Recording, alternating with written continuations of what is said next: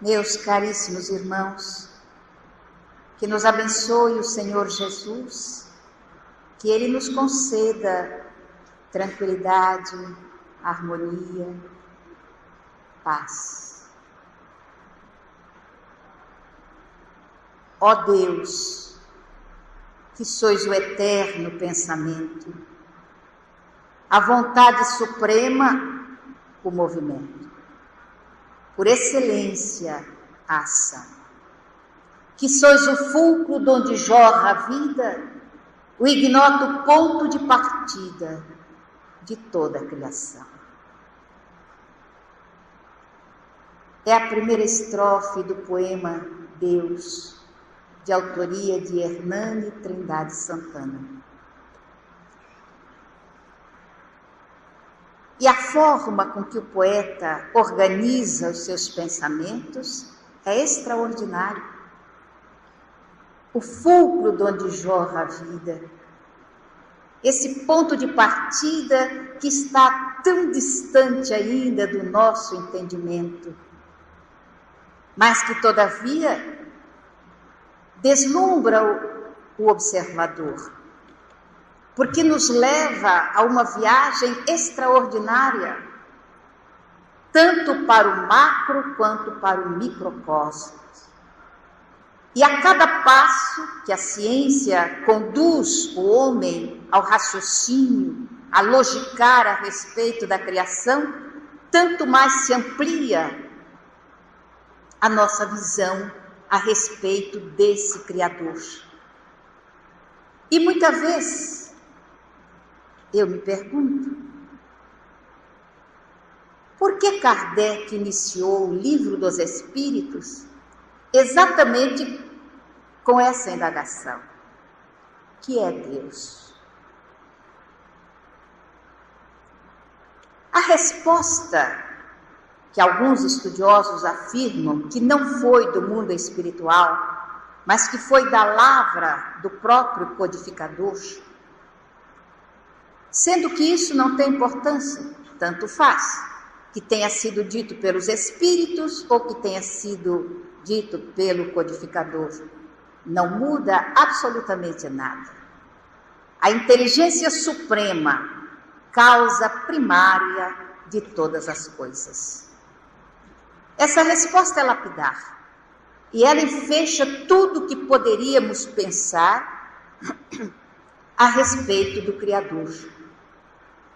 E também nos dá uma dica importante, para que possamos dar início à nossa caminhada em busca desse macro e desse microcosmo, representado por essa palavra tão pequena e tão grandiosa, Deus. Quando Ele nos diz que Deus é inteligência suprema, e quando afirma que nós somos os seres inteligentes da criação, a primeira coisa que pensamos, a inteligência é algo que deslancha, é algo que vai num crescente. Ontem nós éramos um princípio inteligente, hoje já somos os seres inteligentes da criação. Houve um processo evolutivo, houve um crescimento que não pode parar, que tem que ser estimulado cotidianamente, todos os dias. Então raciocinamos. Ontem, a filosofia, que é dos aspectos mais antigos do conhecimento humano, e que deu origem a todas as outras áreas de conhecimento a que estamos afeitos na atualidade, não foi capaz de dar ao homem aqui da Terra o ponto máximo de tranquilidade, felicidade, paz que buscamos. A religião também não foi capaz de levantar o indivíduo, de colocá-lo na situação real que é sua, de origem, divino, Filho de Deus, ainda estamos tateando no escuro da ignorância, tão distantes ainda da realidade, da verdade, aquela que irá nos libertar, que vamos descobrir que o pensamento de Jesus já sabia dessa dificuldade que teria a criação do seu Pai, do nosso Pai, a criação de Deus, para a descoberta de si mesmo e do caminho mais simples para alcançar o objetivo da nossa existência, que é a evolução. Então vamos ver, a filosofia questionou, perguntou, sintetizou, apresentou teses, antíteses e fez uma síntese. Todavia, nós fomos mergulhando nos arraiais da filosofia, mas moralmente o homem não mudou muito. A religião veio e com várias imposições e criando vários aspectos, fomentou o terror, fomentou o temor a Deus, que nós fomos aprendendo durante séculos e séculos e séculos. Temer a Deus, não a amá-lo, mas a temê-lo. O Deus que castiga, o Deus dos exércitos, o Deus... Deixa para lá. Então vamos perceber que isso não mudou a nossa cerviz. Moralmente, enquanto que intelectualmente íamos caminhando em busca de um porvir mais grandioso, moralmente, o homem hoje mata, aborta, é infiel, dissolve o matrimônio, faz de tudo que é contrário à moral que deveria a religião implantar no coração do homem.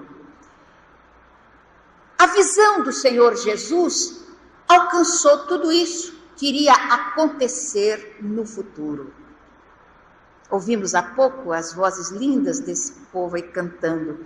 Quando a sombra da descrença espalhava a escuridão e a dor profunda e imensa torturava os corações das mansões de harmonia de Jesus de Nazaré, veio a luz de um novo dia, restaurando a nossa fé. Observem a justeza do pensamento do poeta, que, aliás, eu estava no Nordeste fazendo uma palestra e comecei exatamente com esse pedacinho do hino do centenário e disse que eu gostaria muito de conhecer o autor.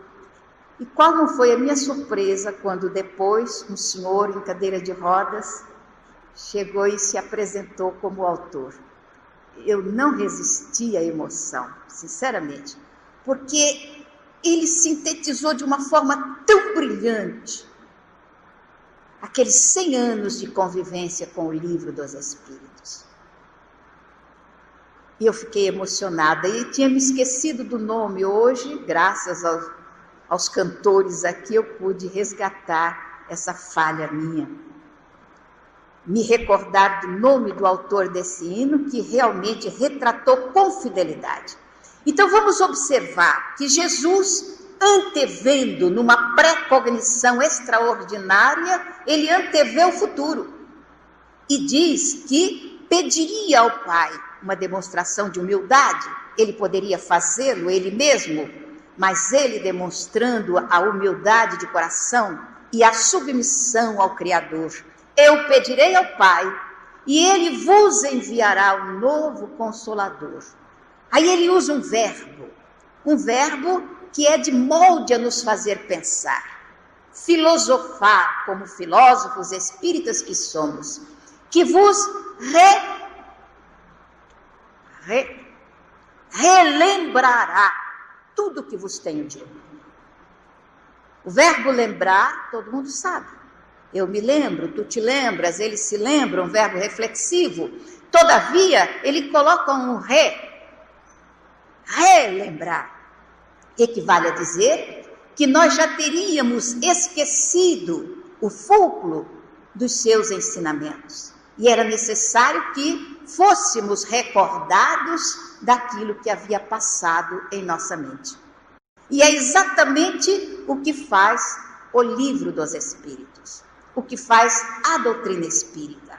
Nos faz dar um largo voo ao passado, sentar novamente à margem do Tiberíades e ver o barco de Simão singrando levemente as águas azuis do velho mar da Galileia.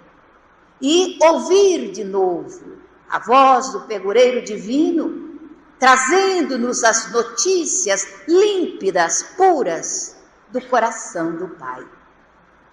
E é esse o objetivo do Espiritismo, trazer-nos de volta aos ensinos do Senhor Jesus, fazer-nos sentar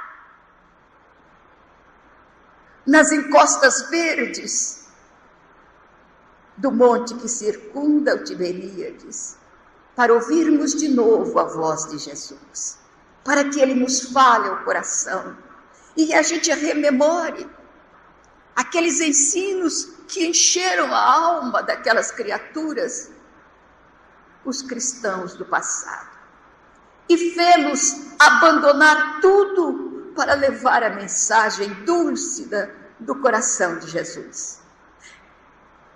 É isso que precisamos reviver. É disso que precisamos nutrir a nossa alma.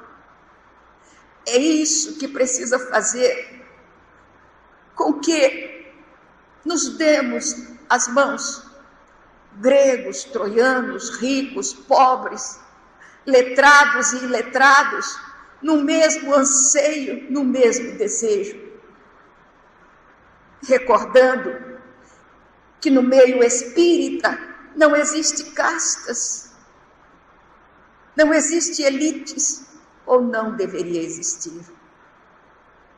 Que deveríamos fazer como no passado faziam os primitivos cristãos, sentarmos-nos todos para debater a mensagem, cada um no seu patamar de entendimento, permitindo que ela vá fluindo docemente para a nossa alma, fazendo-nos mais amigos, mais cristãos, melhores do que somos. Relembrará tudo o que vos tenho dito e vai acrescentar outras tantas coisas que no momento ele não nos podia dizer. Então vamos perceber que quando Kardec faz a indagação, o que é Deus? Levando-nos a entender, não é bem a palavra, levando-nos a visualizar o que seja Deus, a inteligência suprema, e nós, os fragmentos dessa inteligência. Então temos que desenvolver essa inteligência partindo do micro para o macro, o microentendimento para o macroentendimento. Impossível na situação evolutiva do planeta, na situação que está a população do planeta, entendermos o macro. Então, muitas vezes ficamos fazendo ilações a respeito de Deus, buscando entender Deus. Deus é isso, é aquilo, aquilo outro e tal, e estudamos o universo e falamos a respeito de tanta coisa que não vamos entender agora. Porque o primeiro processo, vindo dos 5 aspectos fundamentais da nossa doutrina: existência de Deus, imortalidade da alma, comunicabilidade dos espíritos, reencarnação e evolução. Evolução, substituindo a pluralidade dos mundos habitados. Quem é que tem que evoluir? Quem é que tem que crescer? Evoluir, mudança para melhor, crescimento, progresso. Temos que pensar, quem tem que evoluir sou eu. Eu tenho que evoluir, você, nós. À medida que vamos evoluindo, à medida que vamos acrescentando um quanto a mais em nossa capacidade de inteligência, vamos subindo os degraus evolutivos. E quem sabe, quando alcançarmos lá adiante, poderemos mais ou menos ter um entendimento do que seja Deus. Mas antes de chegar ao macro, temos que entender o micro. Por isso, a resposta 919 do Livro dos Espíritos: conhece-te a ti mesmo. Não é conheça a Deus, é conhece-te a ti mesmo. Eu me conhecer, tu te conhecer, ele se conhecer, e vamos por aí adiante. Fazer esse mergulho profundo em nós mesmos. É para isso que nos leva a doutrina espírita, a essa busca de mim, a essa busca do meu eu. Se me perguntarem quem é você dentro de uma visão filosófica, eu vou dizer simplesmente, não sei. Se perguntar da minha identidade, na atualidade, eu sou Ana Jaci Rodrigues Guimarães. Isto eu sei. Mas se perguntar numa visão mais ampla, quem é você? Eu não sei. Eu sou um turbilhão de personas que utilizei ao longo das minhas múltiplas reencarnações. Se me perguntarem qual a sua atitude diante de um acontecimento inusitado, resposta correta: não sei. Eu não sei qual seria a minha atitude se alguém chegasse agora com um instrumento ferinte, cortante e me atacasse. O que eu faria? Eu não sei. O que faríamos em determinadas circunstâncias graves? Eu não sei. Todavia, o Livro dos Espíritos nos diz que a força que ainda prepondera no ser humano é o instinto, porque estamos mais próximos do instinto do que da razão. Então é a força que comanda. Instintivamente nós tomaríamos uma atitude. Mas qual seria? Não sei. Poderia agredir o agressor, poderia correr, poderia fugir, poderia tanta coisa que nós não sabemos como é. Aí a resposta dos Espíritos: conhece-te a ti mesmo. Começar a fazer um mergulho em nós para que a gente depois comece a perfazer o caminho para buscarmos a inteligência suprema. O Espiritismo é instigante. Ele nos obriga a pensar, ele nos obriga a procurar, a buscar, a estarmos constantemente nessa luta entre o homem velho que existe aqui e o homem novo que deseja existir. Essa luta constante vai nos levar ao entendimento. Por isso, o espírita não pode aceitar afirmativas simplistas. Isto é assim, ou isto é daquela forma. Não, temos que questionar, perguntar, buscar. Afinal de contas, a resposta 540 do Livro dos Espíritos diz que dessa forma tudo se encadeia na humanidade, do átomo primitivo ao arcanjo, que também começou pelo átomo e chegou à situação de arcanjo. E nós estamos também saindo do átomo. Ontem ainda éramos o átomo, já estamos saindo, dando os primeiros passos, primitivos ainda, mas com todas as possibilidades que nos aquinhoou a divindade. Então, quando nós pensamos em estudar o Espiritismo, e Kardec coloca a inteligência suprema como o piso inicial, o degrau inicial, a gente pula esse degrau. Apenas sabemos que é a inteligência suprema. Agora tem que saber quem sou eu. Porque eu fui criada pela inteligência suprema. E eu tenho que descobrir quem sou eu. Porque se eu descobrir quem sou eu, é o Senhor Jesus que dá a resposta. O dia que houver essa descoberta, quando ele diz assim: bem-aventurados os limpos de coração, porque esses verão a Deus. Ele deu a dica. Quer dizer, o dia que eu fizer uma faxina, uma boa faxina no coração, eu vou enxergar Deus. Por quê? Porque eu vou me ver. E eu fui criada à imagem e semelhança de Deus. O dia que eu me ver, eu verei a Deus. Então a dica de Jesus é muito clara. É preciso então que eu comece a fazer a faxina. Agora, primeiro a gente tem que acreditar que isso é verdade. O dia que a gente acreditar, aí a gente começa a retirar do coração todo o lixo acumulado ao longo das reencarnações, começando pelas mágoas, pelos ressentimentos.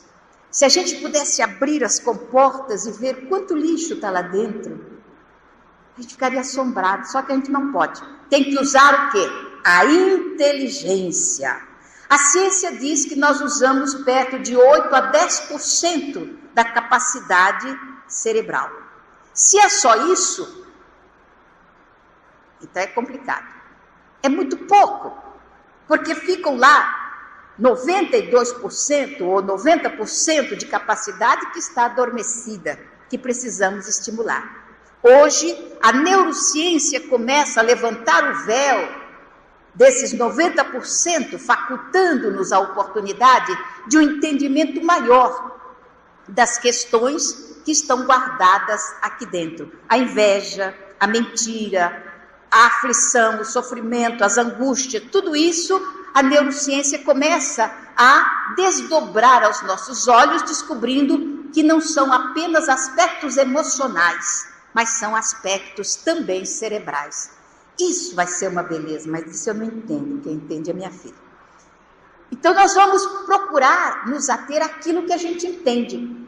Então é necessário que eu pergunte, que eu não fique aceitando tudo que se diga, que eu não diga amém a todas as coisas, que a casa espírita se posicione na forma de poder responder às indagações, mormente desse contingente de espíritos que está chegando, que não aceita respostas simplistas. Como o meu neto me disse, quando pediu para mim alguma coisa, e eu disse não. E ele perguntou, por que, vovó? Eu disse, por que não? Ele, vó, porque não é resposta. Afinal de contas, a senhora é inteligente, não é? Eu disse, pelo menos eu tento, meu filho, mas vou tentando, gente. Tentando, a gente alcança. Porque não é resposta. E ele tem razão. Questiona. O espírita também tem que ser assim, curioso. Nós somos filósofos, vou responder mais uma vez. E o filósofo ama o saber, procura o saber através das indagações. Então vamos observar que ao longo dos nossos estudos espíritas, o que é que foi acontecendo? Foi acontecendo que nós começamos a trazendo já aquele modo antigo de conhecer do passado, paulatinamente nós fomos insuflando aquela visão do passado no espiritismo na atualidade. Criação nossa. Um atavismo que a gente precisa modificar. Ontem nós pensávamos no inferno. E o que era o inferno? O inferno era um local onde pontificava o rei da escuridão, o diabo, e tinha lá as fogueiras, os caldeirões, e etc, etc. Era os nossos temores. Hoje, o que é que a gente tem? Um umbral, que mudou um pouquinho do inferno. Não tem o diabo e não tem o caldeirão fervente, mas tem o quê? Tem sombra, tem lama, tem perturbadores que nos afligem. Então, o grande temor do espírita na atualidade não é ir para o inferno, mas mudou de nome. Apagou o inferno e botou umbral. Ir para o umbral. Olha o nome que André Luiz colocou na situação. Umbral. Umbral é um pórtico, por onde se passa. Agora, ficar no pórtico é problema de cada um. Então, não é um local circunscrito, Não é um espaço onde só existe sombra. Agora vamos voltar para o começo do livro dos Espíritos. Se Deus é onipresente, nunca poderia haver um inferno. Também não poderia existir um umbral, um lugar circunscrito. Porque se Deus está em toda parte, ele não está no umbral. A luz não convive com a sombra. E no umbral existe sombra. Onde a luz chega, acaba a sombra. Então Deus não estaria nessa região. Aí alguém pergunta, e eu gostaria que perguntasse, mas como fica o umbral do nosso lar?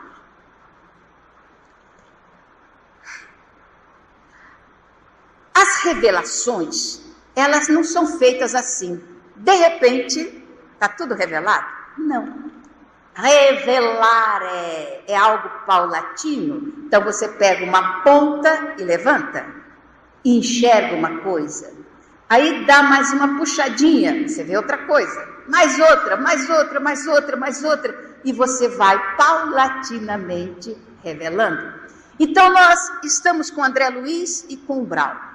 Aí vem Dona Ivone Pereira, devassando o invisível, e levanta mais um pedacinho do véu. O que ela diz?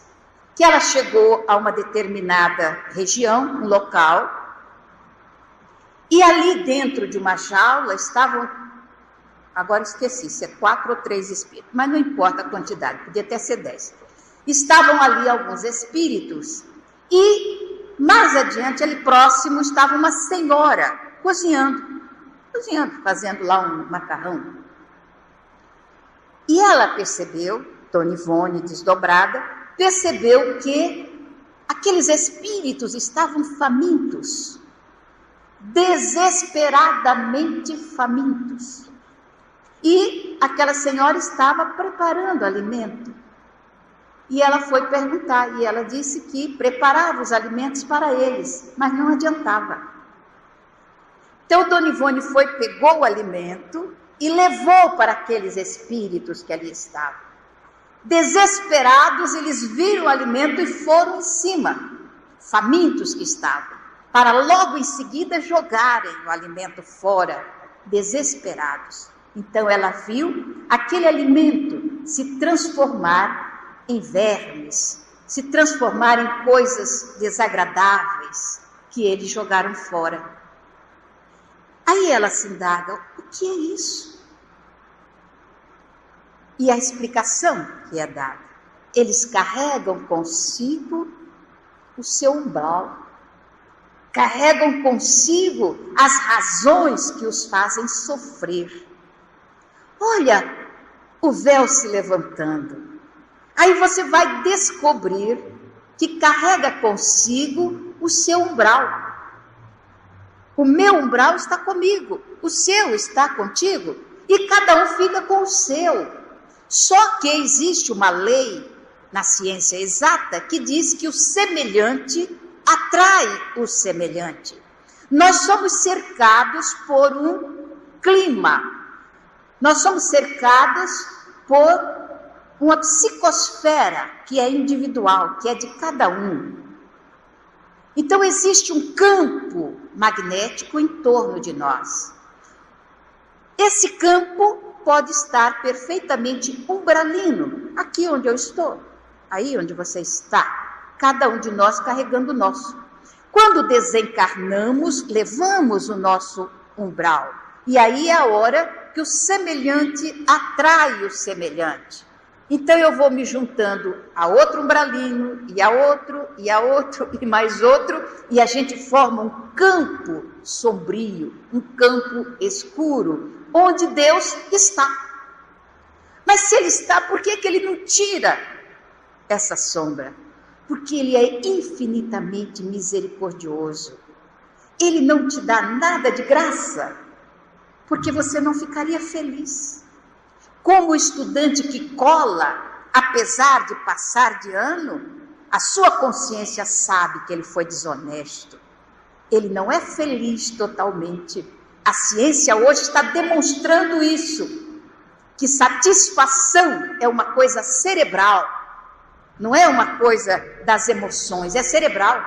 Então você pode demonstrar uma satisfação muito grande e o seu cérebro diz não. Ele diz que você não está satisfeito. Então é isto que ocorre. Ele está ali, mas ele lhe deu algo que você não sabe o valor que tem, por isso usa mal. Ele lhe deu o livre arbítrio, a possibilidade de crescer às suas custas, às suas expensas. E cada crescimento que você dá é uma vitória que conquista, e a cada vitória a felicidade é verdadeira, emocional e cerebralmente.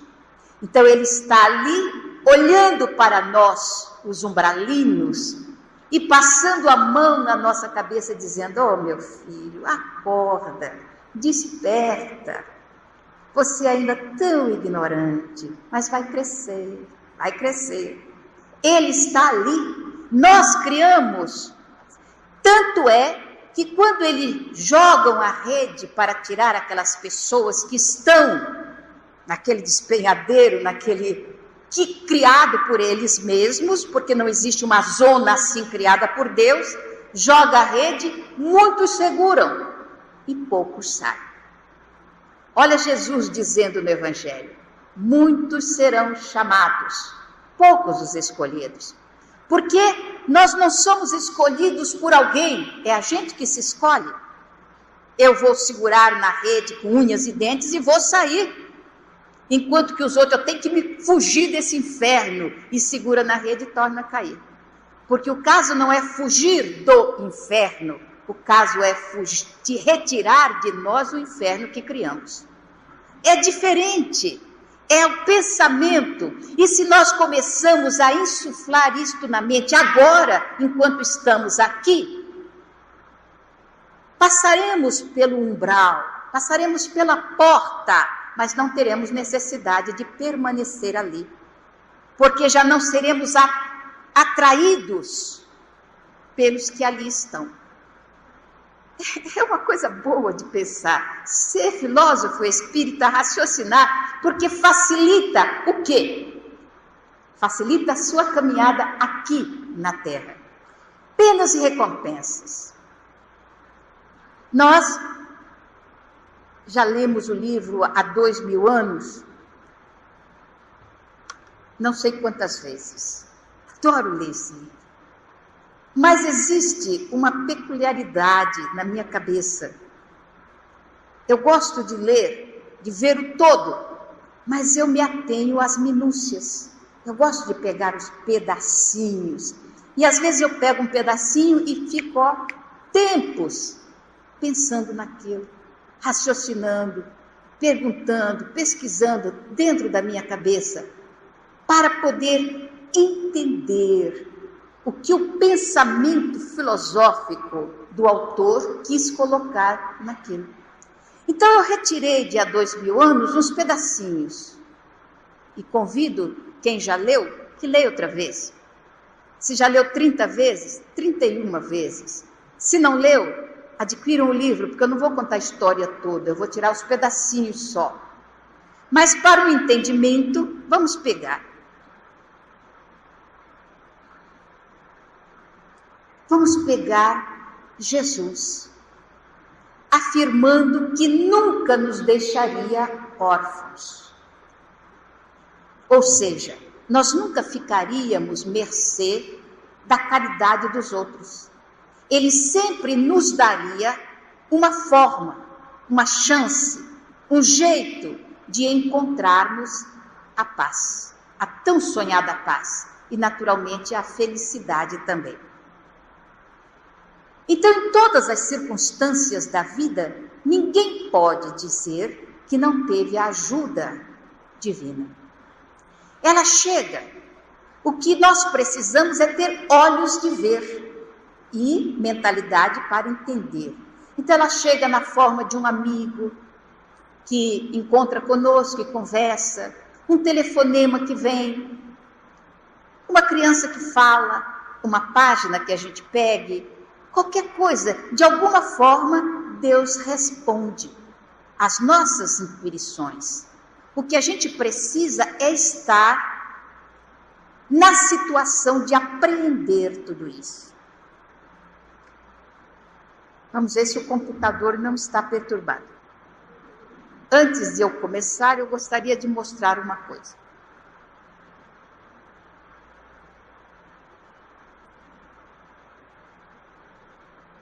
Deveria ter uma música, mas não tem. Mas vejam o filme.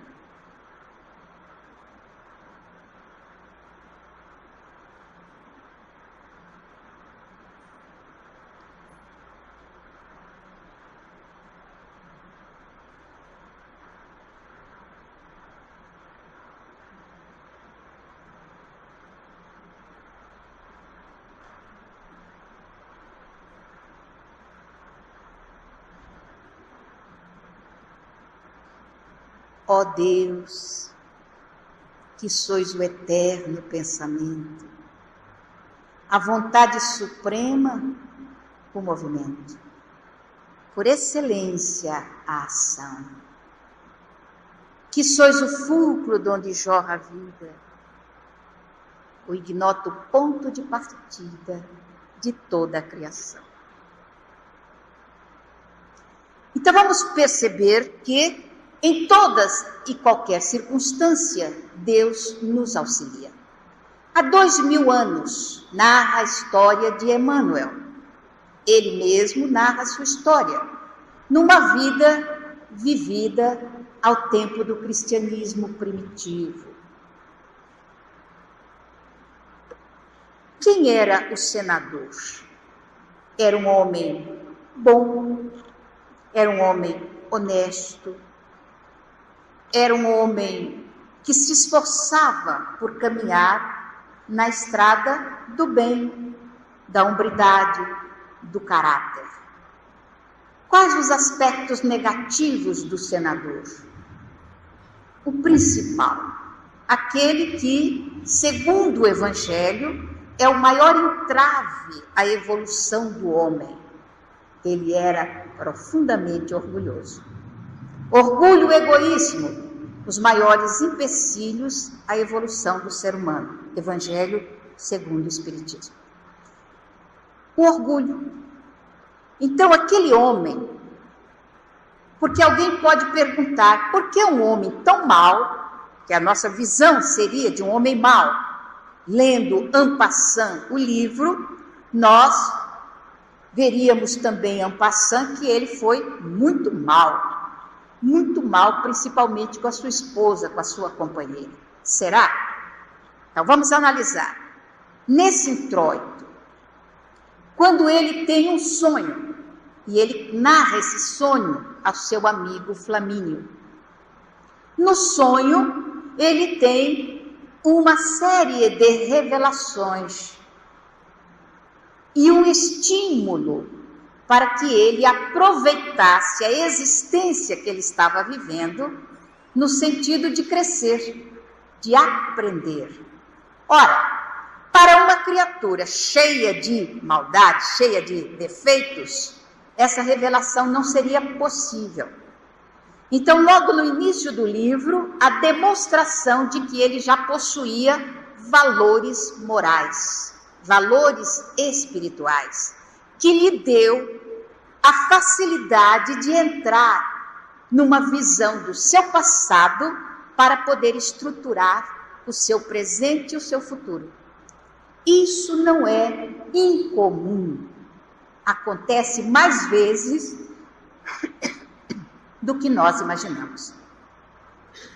Então ele narra ao seu amigo, ele não entendeu direito. Então ele diz, realidade ou sonho? Não sei dizer, mas vi-me revestido das insígnias de cônsul ao tempo da República. Então ele se enxerga quase que na mesma situação em que ele estava. Era senador no presente e no passado ele se viu cônsul, portador de responsabilidades para com o povo e autoridade. Então ele se vê nessa situação e vê também como ele utilizou os valores do mando, da possibilidade de ter autoridade consigo. Então ele observou isso e ele conta ao seu amigo que na ocasião, ele vivendo ao tempo de Júlio César, ao tempo de Sérgio Catilina, e no tempo de Marco Túlio Cícero, como ele utilizou o potencial que ele recebeu de uma forma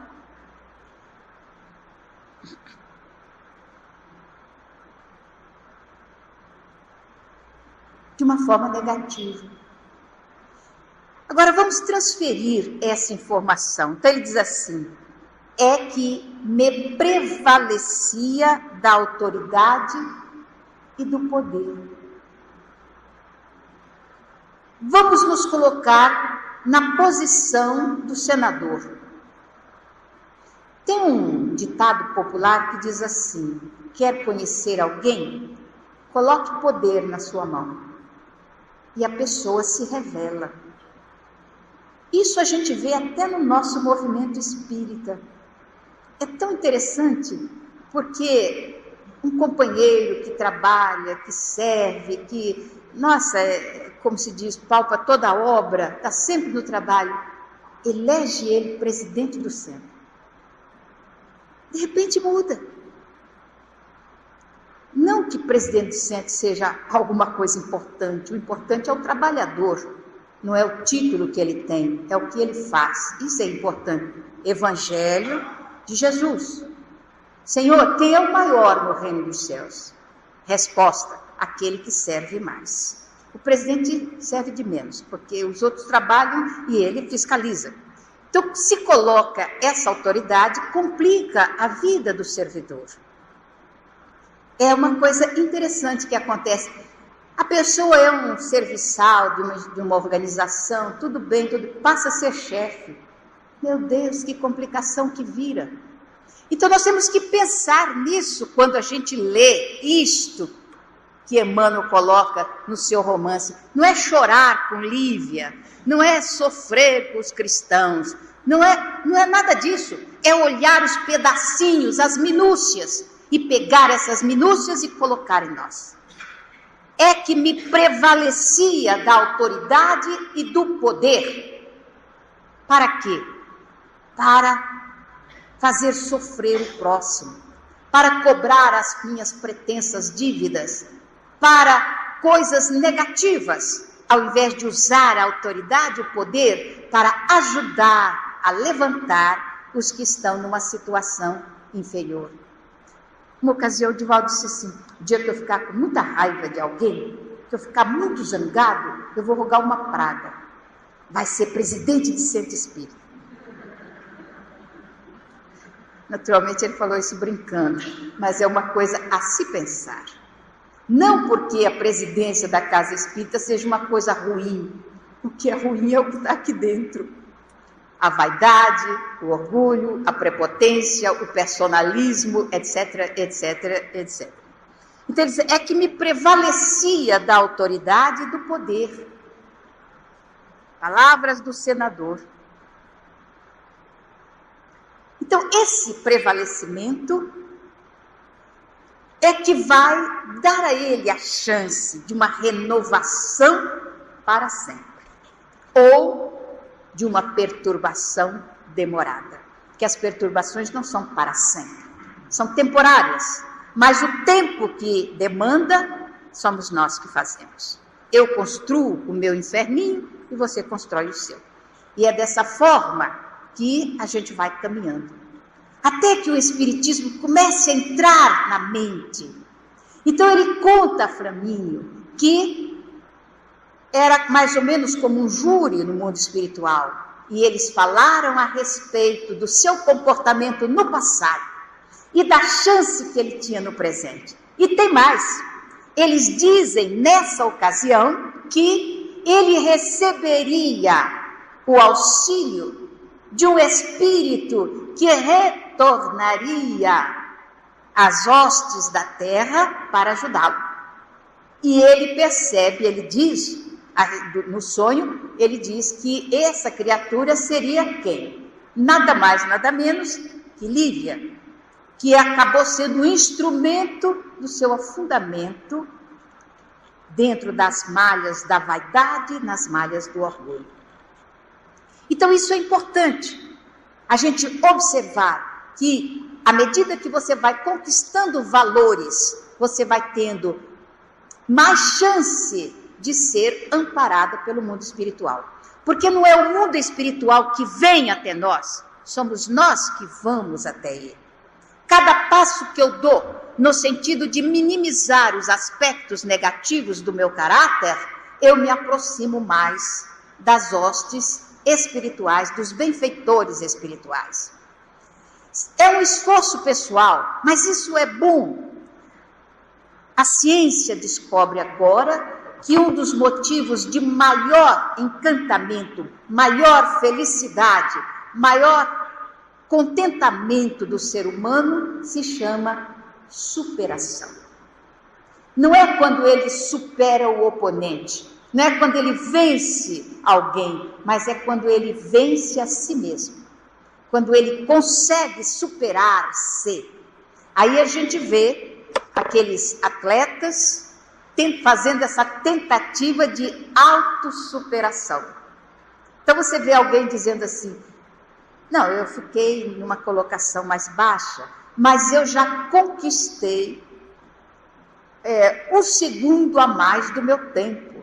O meu tempo era isto e agora já é isto. Então a alegria, ele não ganhou a competição, mas superou-se.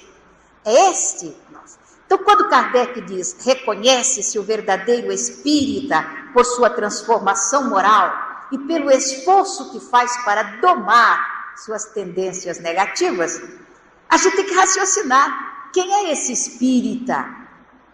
Sou eu. Quem é esse espírita? É você. Então o esforço, quem é que tem que fazer? Sou eu. O esforço para domar as minhas tendências negativas. Filosoficamente entramos no pensamento de Allan Kardec, o pensamento filosófico do codificador. Quando ele diz que o verdadeiro espírita não é aquele que é eleito presidente do centro, não é aquele que é eleito presidente disso ou daquilo, nada disso. O verdadeiro espírita é aquele que supera a si mesmo, vencendo as suas tendências negativas.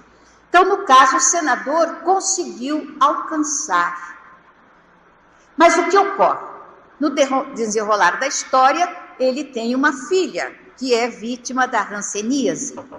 E ele é instado por esse amigo a quem ele contou o sonho a ir para a Palestina, onde o clima possivelmente ajudaria a sua filha numa recuperação.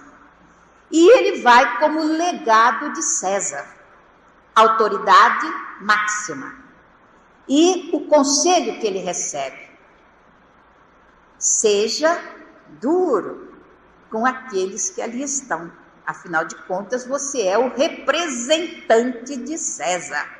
E como representante de César, tem que manter a hegemonia do povo romano. Então ele vai com essas prerrogativas de superioridade sobre um povo escravizado, um povo oprimido. Na chegada, o que acontece? Quando ele chega na Palestina e está indo para Jerusalém, o povo que ali estava e que não amava os romanos, alguém atira uma pedra que vai atingir exatamente a sua esposa. E esse alguém é descoberto. Então vai sofrer o castigo que era comum. Era um garoto, um rapazinho de uns 18 anos. E sofre as chicotadas que era de praxe. Quando termina, alguém pergunta, e agora? E ele dá a sentença definitiva. Antes dele dar a sentença, leia um livro para ver que coisa extraordinária. Ele para um pouquinho. Aí ele se lembra que ele era autoridade. Aí a visão interessante de autoridade. Muita gente acredita que a autoridade é para pisar, A autoridade é para ajudar. Você recebe autoridade dentro do seu lar para educar os seus filhos, colaborar no crescimento do seu marido, no crescimento da sua esposa, cuidar com carinho da secretária, dos auxiliares, daqueles que vêm colaborar na sua vida, não para dizer, limpe aqui, isso aqui está sujo, faça isso, faça aquilo, limpe seu quarto, junte sua roupa. Isto não é autoridade, isso é autoritarismo. A autoridade chega para o filho e diz, oh meu filho, olhe o seu quarto. E ele, já vou mãe, já vou arrumar, já vou cuidar. Isso é autoridade, é moral, não é de força. Mas se eu digo, junte isso, faça aquilo, isso é autoritarismo, a imposição da força. Então nós vamos aprender a usar as palavras e as energias que a palavra nos dá. Então ele dá a resposta, apesar daquele momento de reflexão, ele dá a resposta para as galés. Então era pena de morte. Quem ia para as galés não saía de lá com a vida física. Aquele momento foi importante na vida do senador. Aquele momento. Mas tem um outro momento que dita o seu futuro. Quando ele já está investido da autoridade em Jerusalém e ele é visitado por um homem simples, é visitado por um lavrador, um homem humilde, mas que fala com algo que o senador conhecia bem, orgulho da raça. O orgulho de ser. Ele era escravizado pelos romanos, mas ele não deixava de ser um israelita. Então ele fala, Senhor, desci da minha autoridade ou do meu orgulho de judeu para vir ao Senhor com humildade fazer um pedido. Eu sou o pai daquele jovem que foi condenado. Ele é o meu orgulho. Ele é a minha esperança. Ele é a minha vida. Eu só tenho esse filho. Ele não foi responsável pelo ato. O responsável fui eu, que não o eduquei devidamente. Venho pedir com toda humildade. Devolve o meu filho. E eu vou tomar conta dele. Nunca mais isto vai acontecer. Ele é a continuação do meu nome. E eu peço ao Senhor, suplico, de pai para pai, porque o Senhor também é pai. Então é um pai suplicando a outro pai, liberte o meu filho. O senador pensou, teve aquele tempo, teve um insight, reviu o seu sonho, reviu tanta coisa, mas ele reviu outra coisa também. Você é autoridade, o legado de César, e entre a ternura, o encantamento, a magia, toda a doçura da orientação do sonho foi vencida pela palavra, você é autoridade. E ele disse a palavra que o condenou. Não.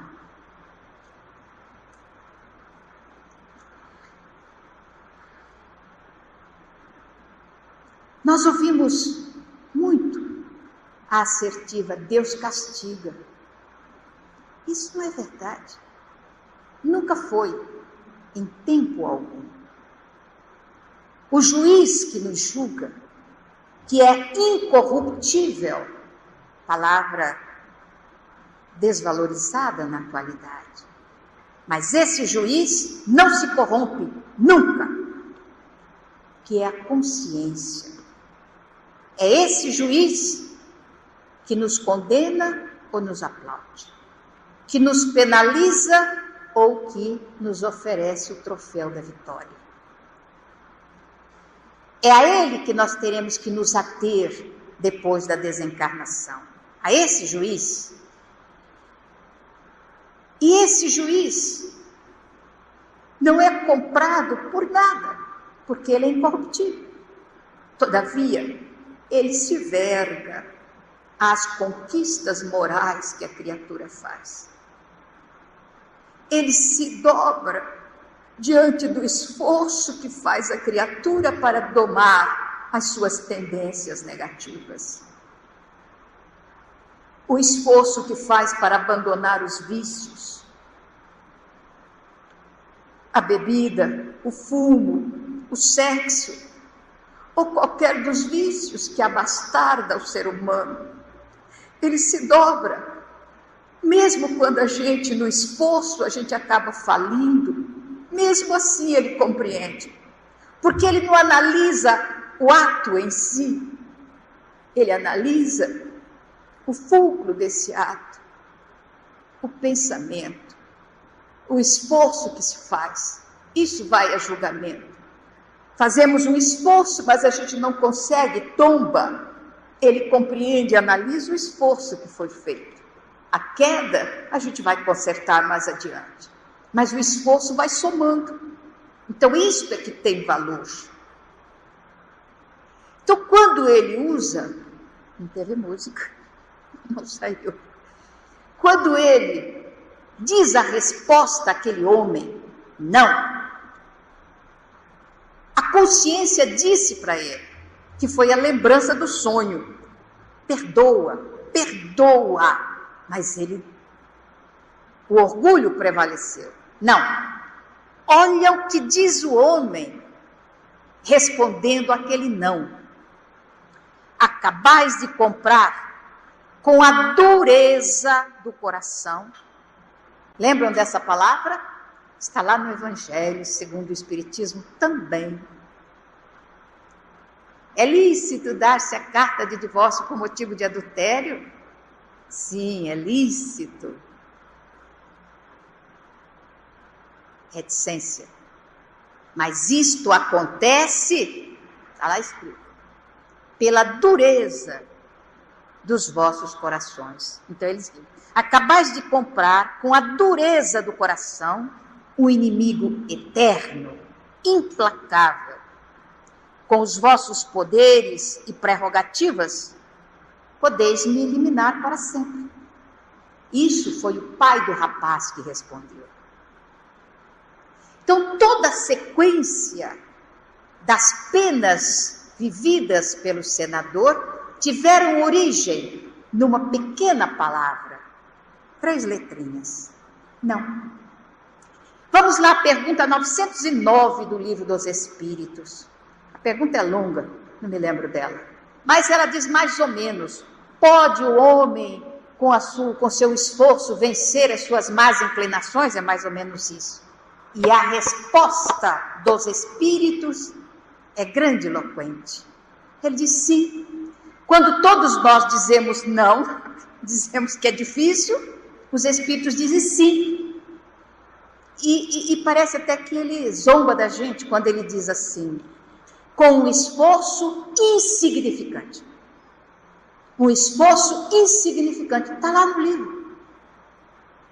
O que é um esforço insignificante? O senador. Então eu estava pensando o que é um esforço insignificante. Qual é o esforço nosso em dizer não? Nenhum. E qual o esforço que a gente faz em dizer sim? Então alguém chega e pergunta, vamos tomar uma cervejinha? Um esforço insignificante. Não fiz nenhum esforço. Ou então, sim, eu posso mergulhar ou posso emergir. Depende de mim. Depende da minha vontade. Um esforço insignificante. Quer um cigarrinho? Não. Ou sim. Vamos fazer isso? Não. Ou sim. Esforço insignificante. É escolha pessoal. Livre arbítrio. Eu não sei se essa é a palavra que liberta ou a palavra que escraviza. É uma complicação isso. Mas é o livre arbítrio. Então ele diz, acabais de comprar com a dureza do vosso coração. Vamos trasladar isso para o nosso cotidiano. porque o importante no nosso estudo, penas e recompensas, é o que eu construo no meu cotidiano. Quanta vez um pai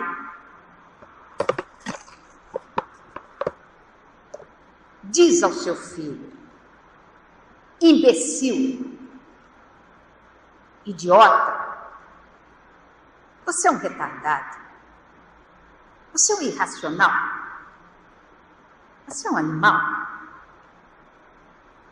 Quanta vez uma criança ouve isso dentro de casa, originário da boca de seus pais?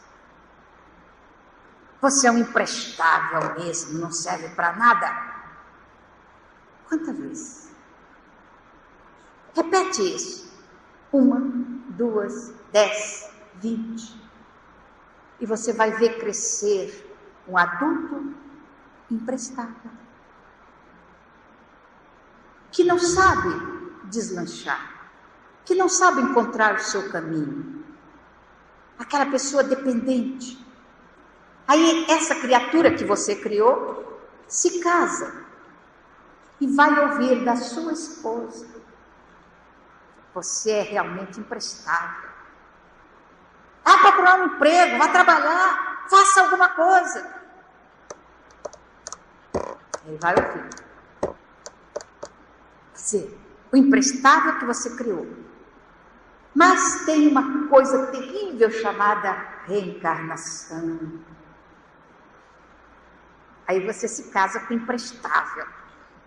Aí você tem que trabalhar, porque ele não consegue, ele é fraco. Qual o seu papel, espírita, minha irmã? É não manter a dureza do coração, ajudar aquela criatura, porque todas as criaturas do mundo passaram pelas nossas mãos de mães. Quer os homens queiram, quer não queiram, nós somos as co-criadoras e somos as educadoras. Hoje, o mundo está preocupado. A primeira vez que eu ouvi isso foi da Espanha. Eu recebi um jornal da Espanha e estava escrito lá: o governo espanhol está preocupado com os ninis. Achei interessante, com os ninis. Eu nunca tinha visto o nome de um animal, de um bicho ou de uma praga chamada nini. Hoje eu já conheço.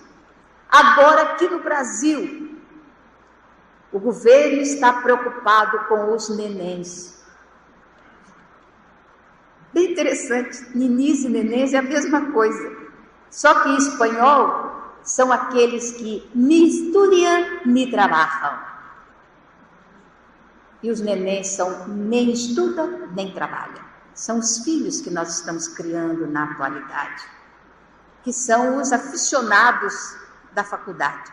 Eles entram com os 18 anos e estão lá aos 40, estão aos 50, estão aos 70, casados com netos, que são os pais que educam, que trabalham, porque ele é estudante. Então o governo está preocupado com os nenéns. Nós estamos aqui para educar, estamos aqui para criar. Então, a palavra que nós utilizamos para o nosso filhinho é a palavra que vai pesar-lhe na vida para o resto da reencarnação. A forma que nós vamos insuflar na mente dele que ele é imprestável ou que ele é extraordinário. Então é o filhinho que chega e fez um desenho troncho. A gente olha assim, que coisa. Aí você pega o desenho e fala: filho, olha, você é extraordinário. Nem o Renoir faria um desenho desse. Que coisa linda! Levanta o ânimo. O menino acha que ele é melhor que o Renoir. Isso não tem importância, ele vai aprender com a vida. Mas o que a mamãe falou, o que o papai disse, vai dar-lhe estímulo. Você é o maior. E ele vai se sentir o maior. Então vai enfrentar as dificuldades da vida com força, com coragem, porque ele é estimulado pelos seus educadores. os pais. É a nossa escolha. A penalidade do futuro de você ter um neném dentro de casa, ou a premiação, a recompensa de você ter um filho que luta. Que às vezes você fica penalizado, coitado do meu filho, luta tanto, nada dá certo. Corre por conta dos planos de vida dele, mas ele é um lutador. Isso é que é importante. Penas e recompensas. Há capaz de comprar com a dureza do vosso coração uma palavrinha que foi pesar na vida toda do senador. Para amenizar, isso é trabalho da NET, amenizar. Coloca Deus no meio de toda a dureza do nosso coração.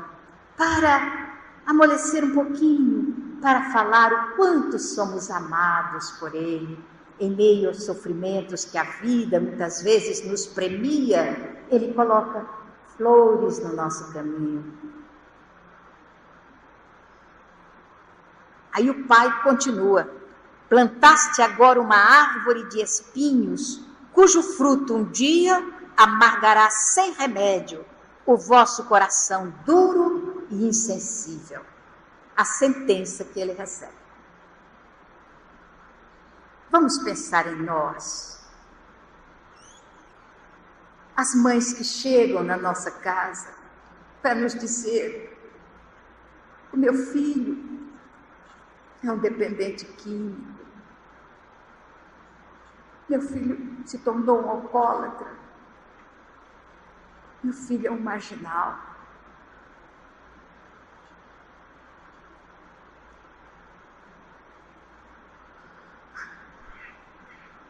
Quantas vezes a gente tem que pesar tudo isso? Não é pesar o temperamento do nosso filho, a inclinação do filho, é pesar o que foi que nós fizemos, como nós o conduzimos, como o educamos. É o nosso trabalho. A gente não pode criar numa criança uma obra de estatuária divina, mas a gente pode consertar algumas arestas, porque as inclinações surgem na infância, e é na infância que a gente começa a educar. Quando a gente recebe um filho lindo de morrer, a gente fica encantado e começa a achar que ele é o príncipe e que tem direito a tudo. Nós estamos falhando. Ele é o príncipe do nosso coração.